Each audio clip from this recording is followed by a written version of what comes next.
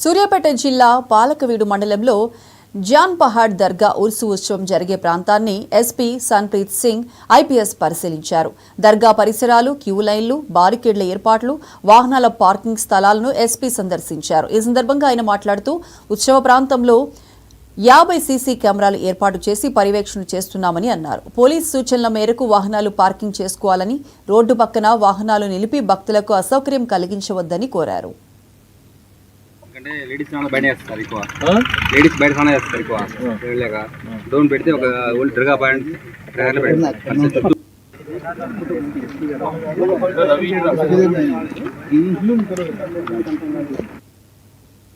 చెప్తున్నాము. ఒక 22 వరకు తాత్కాలికంగా పెడుతున్నాము. దాదాపు వాళ్ళ యొక్క 20 వరకు 20 వరకు ఆల్రెడీ పర్మనెంట్ ఉన్నాయి.